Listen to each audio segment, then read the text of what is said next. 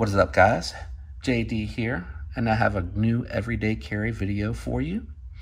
Today we're going to be doing something a little bit different, but kind of the same.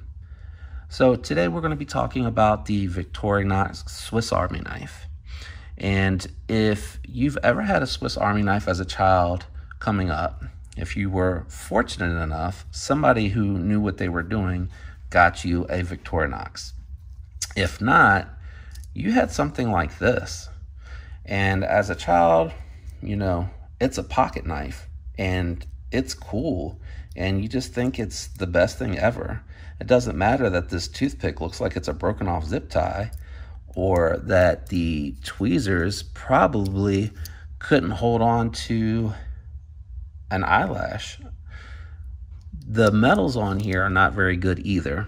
So let's, pull this knife out. And you're probably thinking, that doesn't look bad. But look a little bit closer and wow, just wow. I don't even know what to say to that. And if you were an adult and you needed to open a wine bottle, this twisted piece of bent up metal on the end is probably going to break off as soon as you start to screw it into the cork. So, like I said, I just thought it was the best thing ever when I was younger, but didn't know what I didn't have until I had my first Victorinox. So this is a 14 function multi-tool, and we're just gonna go kind of through the whole tool. The overall length is 3.6 inches. It is a 3-ounce pocket knife. All of the steel is stainless steel. And we'll start off on the back. Now, one thing that I'll say is I don't know that I would use this as a key ring. I think it's just a little bit too big. I'm not 100% in love with my tether. I'm probably going to switch that up eventually. And I'll kind of show you the application that I'm using for it. But on the back, you have a reamer with a fisheye for some stitching. You also have a multi-purpose hook. And the last thing on the back side is the Phillips head screwdriver. Now, I will say this is another complaint that I do have about this Swiss Army knife. I kind of wish that it was, also on the end came out sort of like the flathead here so that you could use it properly. I understand this is the way that it's always been, and it fits between the fingers so that you can get some leverage, or you can probably get some leverage like this. But I think that if it would have come off on the end, it would have been a lot nicer to have that Phillips head on the end. So those are the three: the reamer, the multi-purpose hook, and the reamer with the fisheye. I think you can do some type of stitching with it, but that is not why I am going to be using it. I would be using it for the reamer. Now, switching to the other side, we have your can opener with a very small Phillips head. I want to give you guys an opportunity to take a look at some of the spines on these tools. They're much nicer, very rigid and durable. And then also on this side, you're going to have your 2.45 inch blade. So not quite 2.5 inches, but very close. Very nice, strong, thick spine. It's not going to bend. And the slip joints on here are very nice as well. I'm not too worried about it closing. Like I said, I think it's done very well. On the opposite end, you have your smaller blade, and I use this for like opening packages, boxes, cutting the tape back, opening envelopes on letters, things of that nature. I have big hands. It's hard for me to get down into some envelopes that are not very thick. So it's a very nice option to have that second blade, so you're not wearing out your main blade. So on this side, you have like a larger Phillips head slash pry tool. You can use that to pry some stuff open. Can opener and, bottle opener. The can opener is on the other side. Bottle opener. You have a wire stripper down here, which most people probably overlook or don't realize that that's there. The other thing that I will tell you for the pry bar is that this actually has a halfway lock point. So I don't know that you would want to leverage that way. But if you were using the flathead, because this one's a little bit larger and meant for a bigger flathead screw or a bolt screw, it gives you the opportunity to have some leverage to torque down on, to tighten, or even some leverage to get it loose. Now, the main thing, in my opinion, that makes a multi-tool a multi-tool, or a pocket knife, multi-tool is the wrench, pocket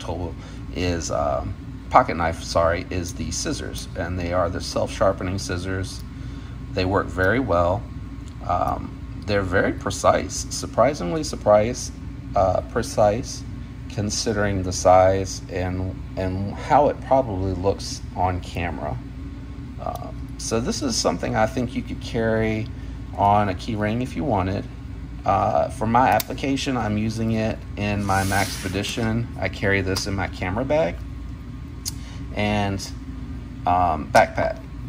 So it's doing double duties right now, and there's other tools in here that I want to review at a later time. But this happened to fit perfectly for what I need, and the other things that I have in here kind of cover what a multi-tool probably could do a little bit better than a pocket knife. And then the pocket knife, it gives me what I needed that the multi-tool cannot. So that was the big plus for me with the pocket knife. Now, the last things on here that I don't want to forget to go over are going to be your tweezers. And don't be fooled, these tweezers grab quite well for precise items, things, plucking, whatever it is that you're going to be doing with these for your grooming needs. And on the other side, you have a toothpick that doesn't look like a zip tie. So it's a very thick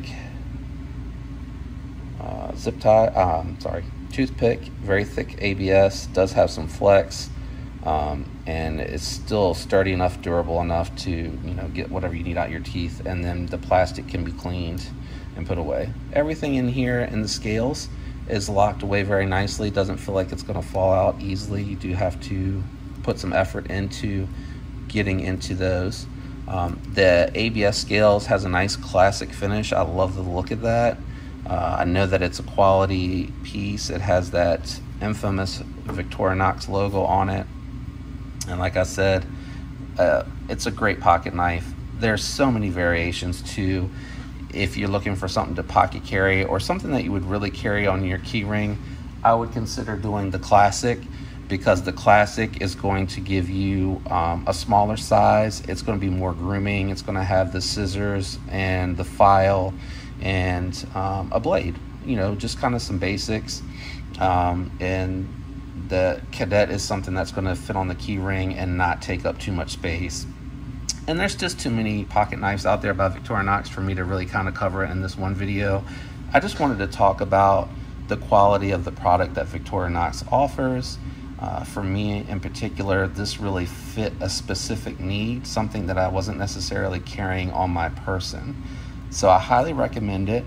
I'll leave a link in the description below to this Victorinox, and then maybe the Cadet, and, you know, maybe like the Farmer or the Camper, so that you guys can kind of get a look and get an idea of the differences between the sizes. You can get an idea of the difference between the offerings. And again, some of them have the aluminum scales, which are really aesthetically pleasing, but you lose your tweezers and your toothpick. And if that's not important to you, I understand. It isn't to me. I just wanted the classic look, and this particular size suited my purpose well. So the link will be below. It'll have the pricing there for you as well. While you're down there, if you can leave a like, turn on the notifications so that you get alerts when I do these. Leave a comment if there's something else that you'd like to see me do, or if you have any questions about any of the products that I review. Thanks for tuning in. God bless.